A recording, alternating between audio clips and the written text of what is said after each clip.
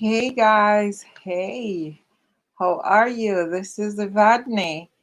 I am so pleased to be joining you and for another evening to talk about our intermittent fasting. I'm sure that you are excited as I am. So go tell a friend, share this live with your network so that we can have more people joining us for this exciting this exciting um activity. Well, if you don't know who I am, my name is Evadne. I am the CEO of Ivmac Lily Wellness and Ivmac Lily Teas, and I am the coach, the plant-based lifestyle coach for Ivmac Lily Wellness. Now, what I do is largely to teach busy people, because busy people need to learn things too. They need to learn a thing or two. So I really focus on teaching busy people how they can navigate between their hectic schedule, their home life, their social life, and living a life that helps to make them healthy or keep them healthy. So I I do that. I show them how to live simple, how to prepare your meals in a simple, effective way so that you don't have to go out on the street and eat junk every day because you're not prepared. And so you have to eat off the conference table what they provide for you in your meetings and all the dinner that you have to attend when you're an executive and you're on the go. Okay, so I'm very pleased to be bringing you this completely free 1 week intermittent fasting exercise. The reason I do this is because I know this is very critical. It's very, very critical because so many people are dying of diseases that are totally preventable because they're eating badly. They're not watching what they're eating. They're not educated about what they can do to protect themselves from these um, everyday diseases, and sometimes they're just not willing to make the sacrifice to make sure that they're well. So as a community, we have to keep encouraging each other. We have to spread the word. We have to do what we can to keep each other healthy. So it is your responsibility. It is my responsibility. It's all our responsibility to keep each other um, healthy as can be. Because when we have a lot of conditions happening around us that are preventable, and it bears down on the family, right? We don't have enough resources, so we can't afford the best doctors and the best treatments, right? So our loved ones will not get the best health care possible because they can't afford it. So it's better to avoid that. And then, people are sick, they stop working. What is the economic constraint that can cause on a family? Especially if you're not prepared for it, if you don't have insurance to help while you're down. So it can be a big burden on everyone, and the amount of worry and pain that we have to go through when we see our loved ones sick. All right, so I did post in the chat today in the groups and on the Facebook page affirmation: I can, I will, I must. I hope that you see yourself in that affirmation. I can win. I must win. I will win. I can lose weight. I will lose weight, right? Put yourself into that and say it as you mean it. You could put whatever words you want to put to that to make sure that it is relevant to you and your situation. But affirmations are very, very important to our everyday lifestyle. If you want to up your energy, if you want to raise your vibration, affirmations is really, really good for that. So you should be saying your affirmation. And that's very simple. Just find something that you're aiming for. If you're aiming to lose 10 pounds over this week, you could say, I can lose 10 pounds. I will lose 10 pounds. I must lose 10 pounds. And you keep saying that, keep repeating that. And what will happen is that your mind will start to process that as something that's normally occurring, that it will happen. And so, without even much stress, you will find that you're able to achieve that goal. So pay attention to your oh, I hope you guys were hearing me properly because my headphone was not in my ears. Yeah. So your affirmations are very, very critical. They're very important, and I hope you just put your objective, your goal into that affirmation and say it. Repeat it as many times as is necessary because we want to put that in your brain, right? All right, I'm going to play something for you that is a little bit on the motivational side. It's from Jim Rohn.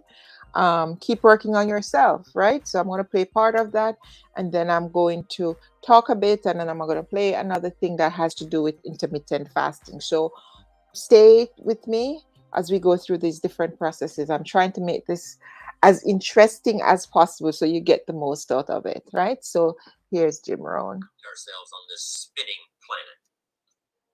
A chance to live a human life. What would make it valuable? Second question, what makes life worthwhile? Third question, what makes life work well? Good practical question. Now, under work well, we could put, spiritually, socially, personally, economically, physically. There's a lot of different aspects to making life work well. But that'll suffice because those questions, I think, are very vitally important. What makes life worthwhile? What makes it valuable? What makes it work well? And all the aspects. If your life doesn't work well in some aspects, what would you fix? And I've got some good answers on that. There's usually about a half a dozen things that makes 80% of the difference. That's the formula. There's usually about a half a dozen things that makes 80% of the difference. Now, what's interesting about this formula is it's not exactly half dozen and it's not exactly 80%. This is just sort of a unique way to say it. Here's another way we might say it. Keep looking, whatever the project is. Keep looking for the few things that makes the most difference. Boil it down to the most important components that'll take care of most of it. And I think if you look through a lot of major subjects, you'll come to the same conclusion. To be good in sales, there's about a half a dozen major things to practice that'll give you an 80% chance of really being good in sales. For a management career, there's about a half a dozen things. For a good marriage, there's about a half a dozen things. For good health, there's not 1,000 things you have to work on. There's not 500 things you have to do every day. About a half a dozen will take care of most of it. Now, what was exciting about this formula when Mr. Show first shared it with me was if there's only a half a dozen things, I could learn it. I mean, if there's 500 things, probably left me out. I only went to 1 year of college, halfway through my second year.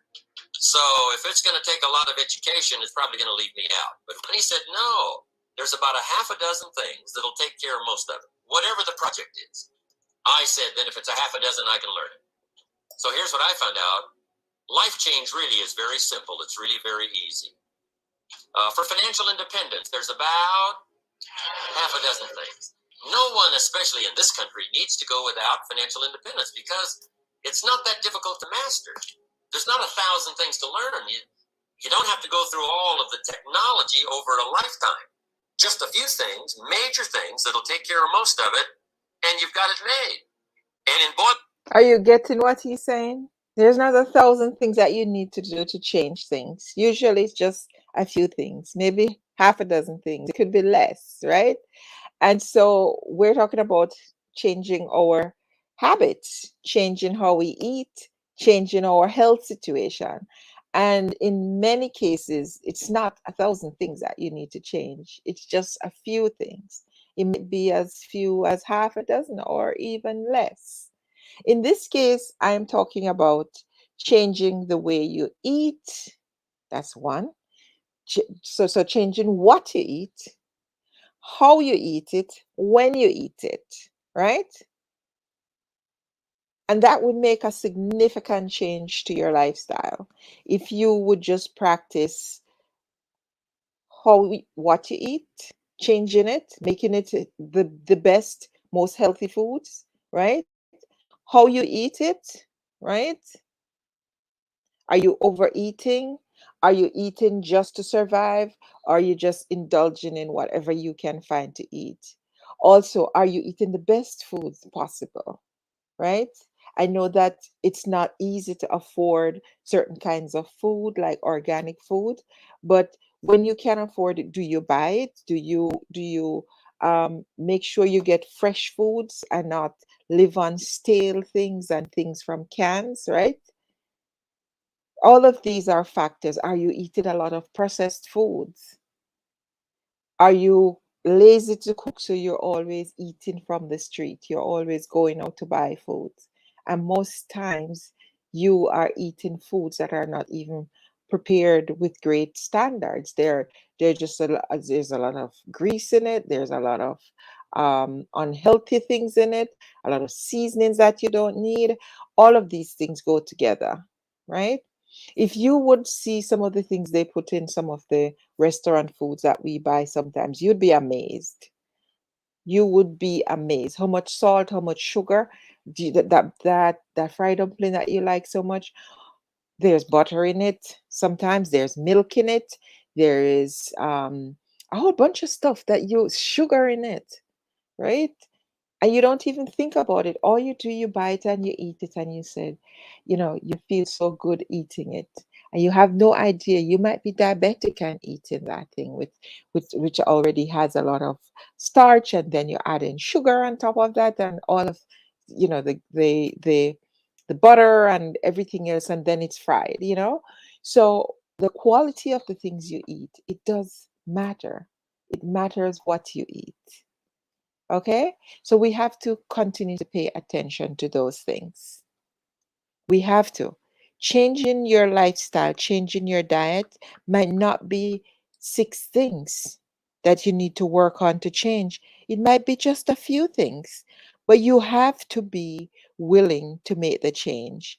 You have to be willing to stop doing what you normally do and move to a lifestyle that is better for your health, that will equip you to live longer and to live healthier, right? What are you doing? What are you eating? I asked that you posted on the page today what you ate today. Anybody want to comment in the chat what you ate today? Just put it in the chat. Let's see. I did post what I ate, which was a smoothie, and I drank some tea. I haven't had anything else since, nor will I have anything else but water before I go to bed. What did you eat? Were you in the mood? Did you make a sacrifice to say, I am not going to eat as much as I normally eat? I am going to cut back so that I can give myself the best chance to allow my body to rejuvenate itself. Because this is what we're trying to do here. We're about giving our bodies a fair chance to do what it does in an environment that is easy for it to do what it's supposed to do. Now, the next thing I am going to play for you is by a doctor, Jamnadis. He's Dr. Jamnadis, right? And he's a surgeon.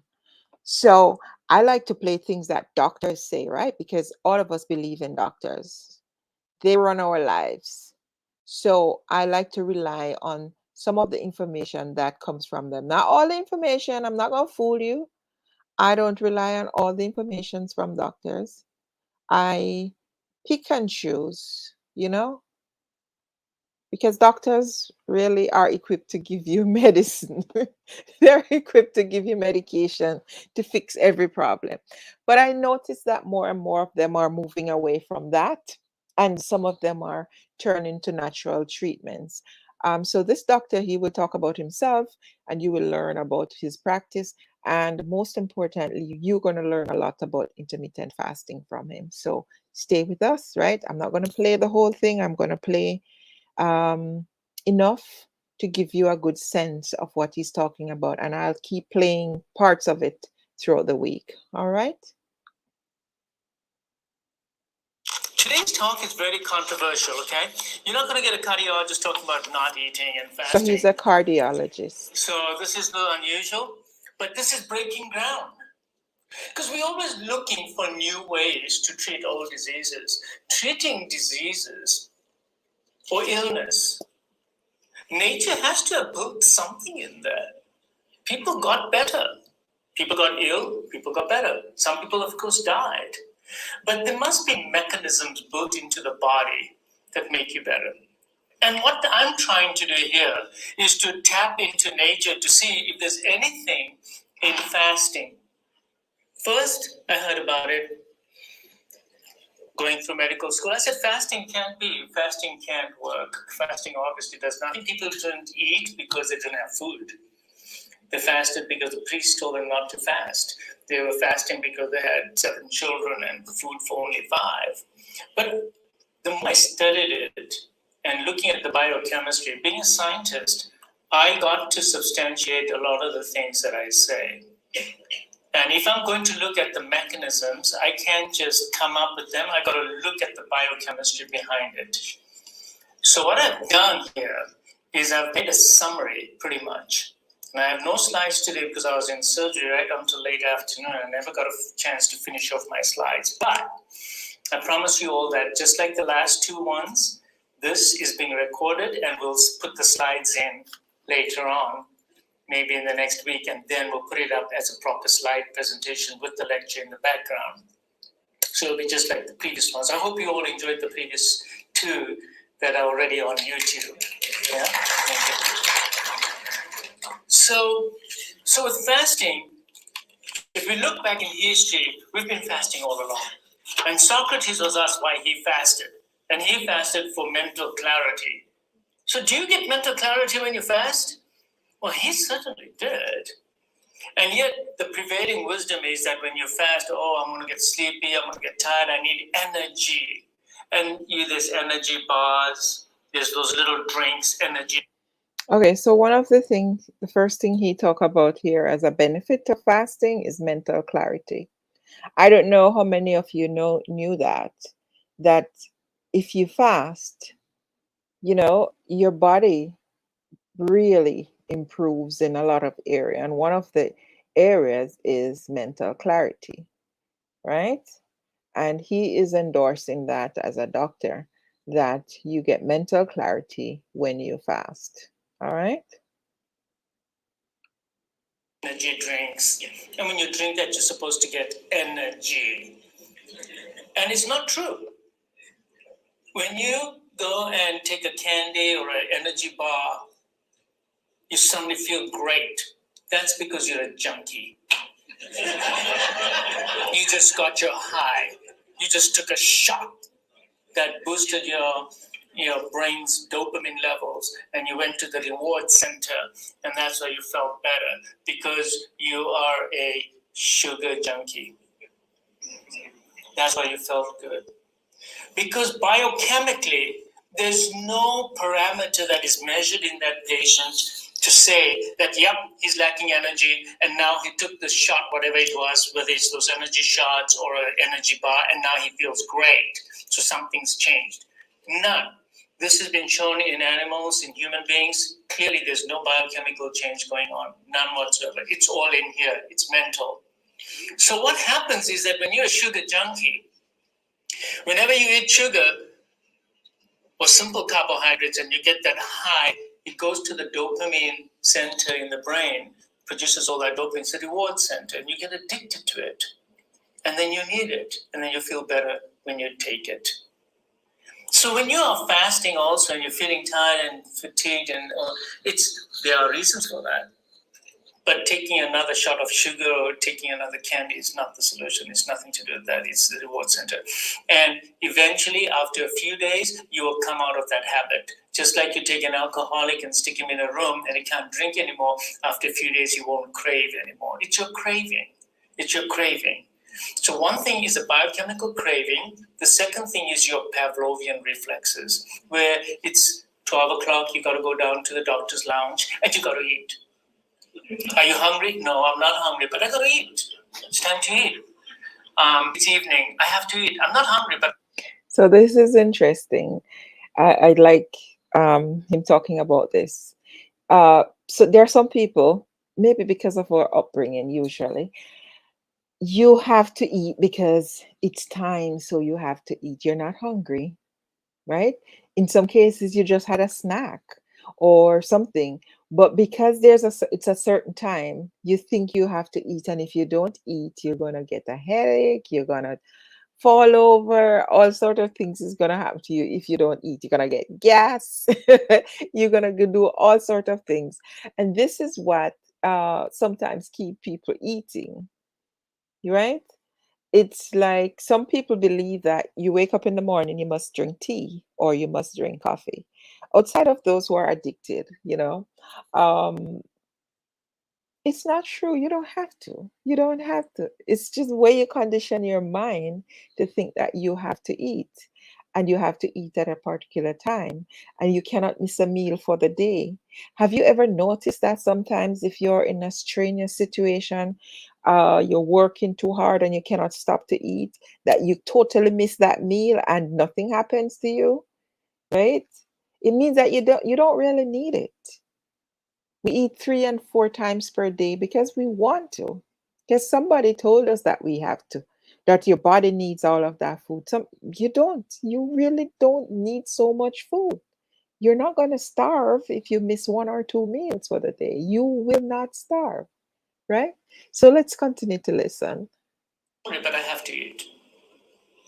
So a lot of our behavior is incongruent to our physiology. Our brain has interfered. Our mind has interfered with our body, and we stopped listening to our body. Why did we stop listening to the body? Because you were told to stop listening to your body. By who were you told? The press, the media, people around you, maybe your parents, maybe your friends, that you got to eat 5 times a day. 5 times a day. Maybe 6 times a day you got to eat. This knowledge is totally false. You don't have to eat 6 times a day. You don't need to have that calorie input all the time. This is not right. Oh, breakfast is the best and most important meal of the day. It's not. It's not. The most nutritious meal of the day is the meal that you have. That's it. End of story. But if you want to create a special breakfast meal, you're going to develop a cereal. And you're going to say, this is special breakfast food. Almost sounds like dog food, right? Create this food for the dogs. Now you got a special food for breakfast. You don't need a special breakfast food, especially one that's full of calories and sugar and is totally processed completely. So really, there have been a lot of myths about this. So going back in history, so first of all, I want to tell you that you are all very old, all of you, extremely old. And how old are you really? Well, you're about 2.5 million years old. That's old. And about 12,000 years ago, you changed and you started going into agriculture. So until then, you were a Paleolithic being where you ate mostly meat, some vegetables that you found, and drank lots of water. And when you were a Paleolithic being, none of you were such fantastic hunters that you could hunt and eat and kill every 3 hours. So for all those years, millions of years, right? You generated a genetics. That genetics is what you still have now because it was evolved over 2.5 million years. So in the last 12,000 years, you became more intelligent and started agriculture. So now your food changed. So when you went to agriculture, did your genetics keep up with your 2.5 million years of genetic change? Hardly. Because it takes another 2.5 million years to develop a new genetic package. You did not change genetically as your diet changed, but you continue to be an agricultural society because the population grew and it was harder and harder. So agriculture was easier and easier. And then, in the last 200 years, you change your diet again. Now you are industrialized. And now you start eating processed foods. Vegetable seed oils. I told you about that before in a previous lecture. Totally processed. You need massive factories to produce vegetable seed oils. It is so processed. And yet now we consume that like it's going out of style. All of you consume vegetable seed oils, whether you like it or not, because it's in all processed foods. And yet that food, if you look at your entire evolution as 24 hours, that food only came to you in the last 10 milliseconds.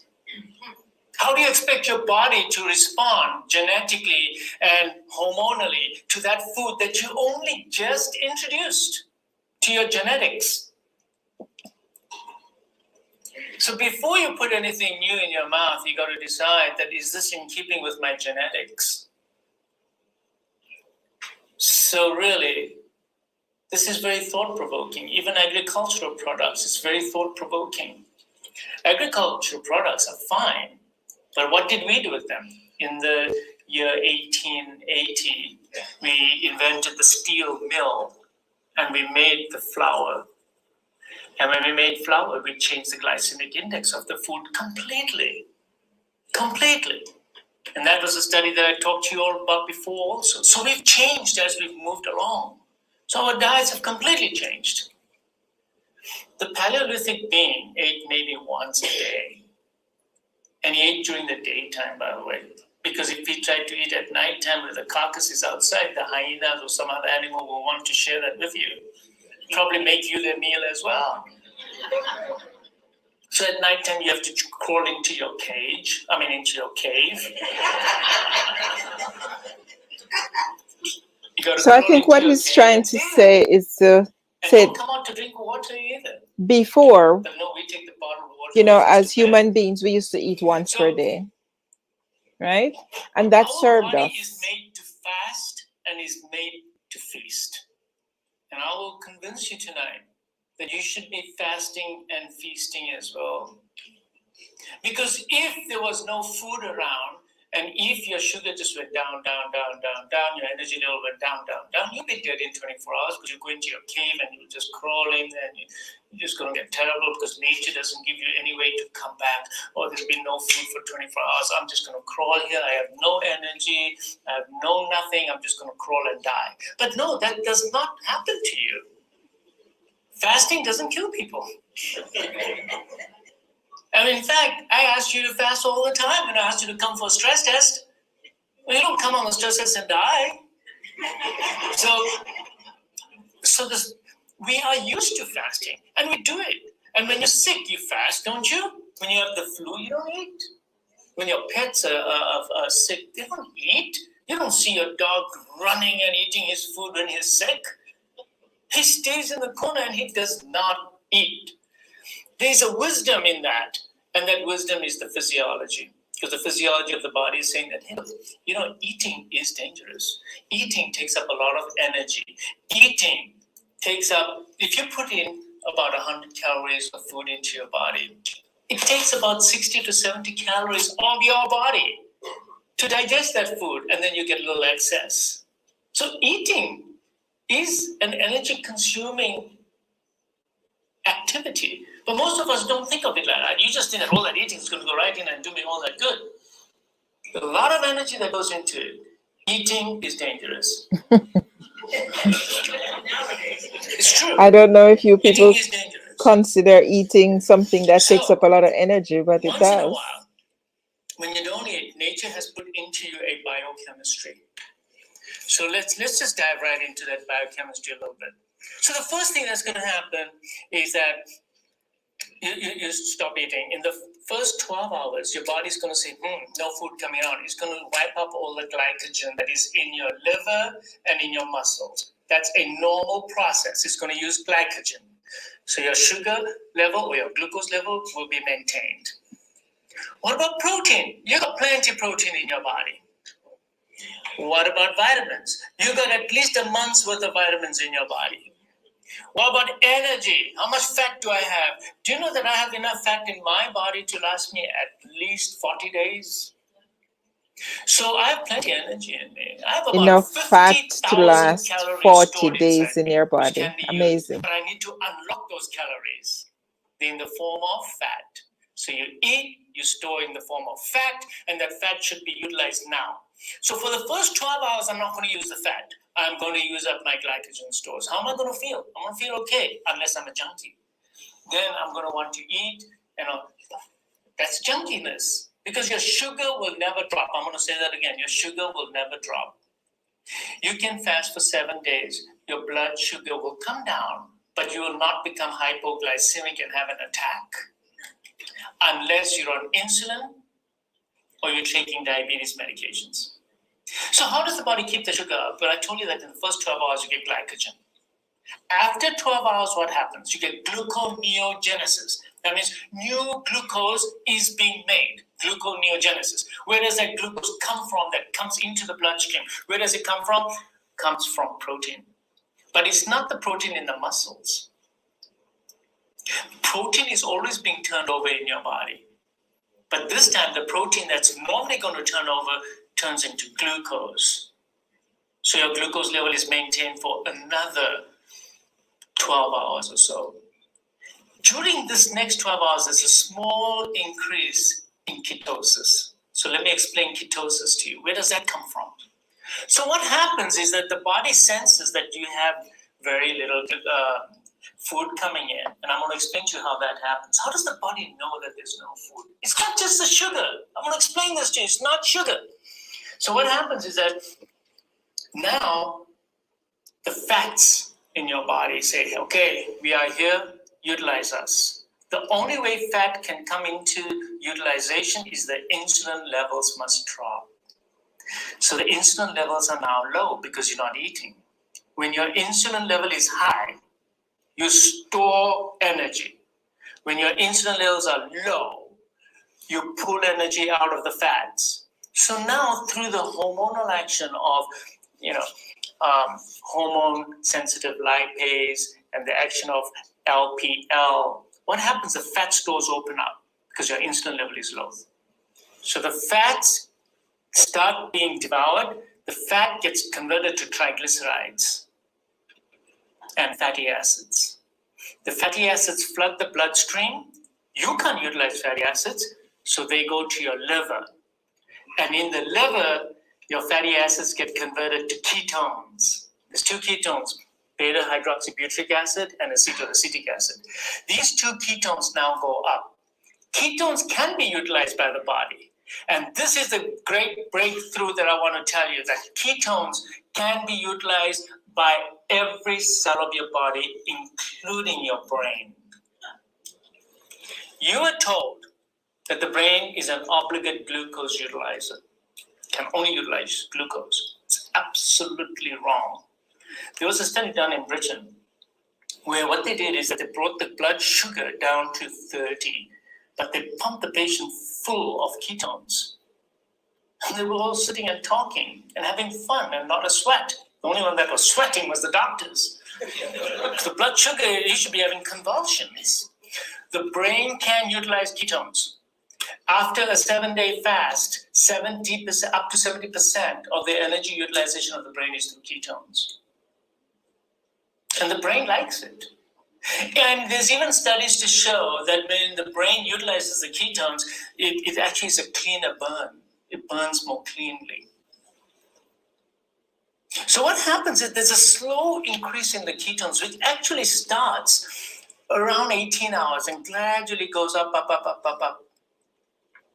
So by 24 hours, you have some ketones, maybe 10, 15% of your entire energy source is now going to be ketones. How are you going to feel with ketones? Just fine. No problem.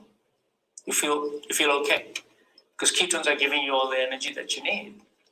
Then, let's say another 12 hours go by. So you're now at 35 hours, let's say.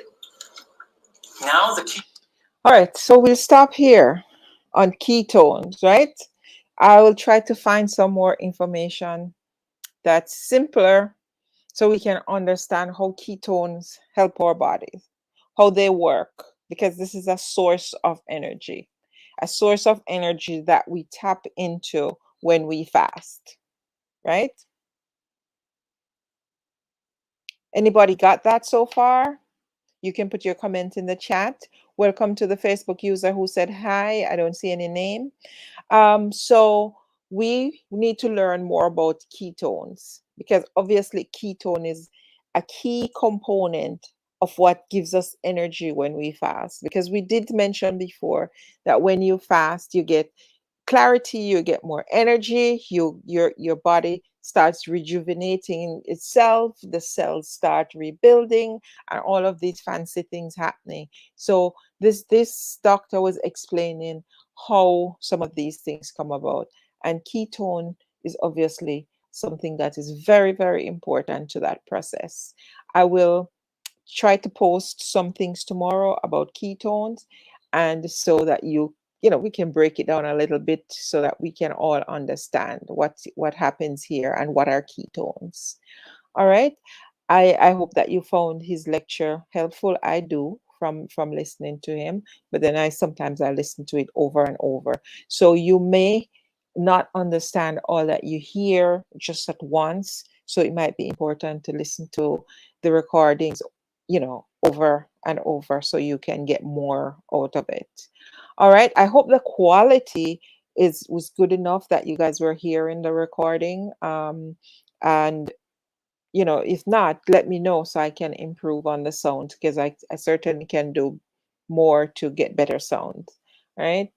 I can hook up my big sound system so that you can hear hear more clearly what is being discussed. So if you're not hearing clearly when I play the recordings, you can let me know. All right. So again, I'm asking, how did you go through today? Was it easy? Was it hard? Were you tempted? Did you um, did you achieve your goal for the day? Were you able to stay away from eating too much? Stay away from eating what you're not supposed to eat. I was home, so it was very easy for me to stay on course with my goal, what I wanted to eat for the day. I kind of decided that I wanted to do just smoothie, and so far I have kept my promise to do just the smoothie and the tea. Right? I had a cup of tea. I had some smoothies. I'm thinking of going back to have some more tea after I'm done because I did save my tea bag, so I'm just going to pour more hot water on it. I had my cleansing tea and that's it. And I'm really not feeling hungry. All right. I don't know if I'm not feeling hungry because I didn't go on the street. I wasn't around any temptation. I don't know, but I'm holding it down and I'm proud of myself. I haven't had any cravings for sweets since today. So that's all right? So I hope that your experience was as good as mine today. My skin was glowing. I noticed my eyes got a little bit clearer. There's no sign of allergies in them. And I'm happy for that, because when your eyes are not bright, when you see your eyes start to look red and discolored, it's also a sign that you're not as healthy as you should be. Something is going on in your body that needs to change. So these are some of the things that you might look out for as you go through the week with your fasting. how your body starts to respond to it, how your skin starts to respond to drinking a lot of water. When you drink a lot of water and you're fully hydrated, what does your skin look like? You're supposed to have a glow within 2 to 3 days of consuming enough water for your system. And that's why I always emphasize drink the 8 glasses of water that they recommend, right? Unless you're pregnant and you need more. Or if you can drink more of it, it's fine. There is such a thing as drinking too much water, but I'm pretty sure most of us don't even come close to that for the day. So drink at least the 8 glasses, 8 ounce glasses that is recommended, right? Um, so remember, invite someone to go on this journey with you. Share the broadcast so that other people can see and join us. We're doing this together as a free thing, so you can watch it anytime you want to. But as soon as a few days after this has ended, I may remove the one from the Facebook page, but the one from when the group will remain, right? But the public one on the Facebook page, I will probably remove them. Yeah, so thank you so much for joining. Thank you so much for listening. And I hope I will start seeing some posts, some energy in this group so that I know that you are watching and that you are doing what you're supposed to do. And I'm definitely looking forward to the results. All right, guys. So I'll see you tomorrow at 8 p.m. I'll try to post some things in tomorrow about ketones so that you can read up more about it, or you can just start googling it and see for yourself what information you can find. Have a blessed night, and thank you so much for joining. Thank you for watching. Thank you for sharing. So have a blessed one. Bye bye.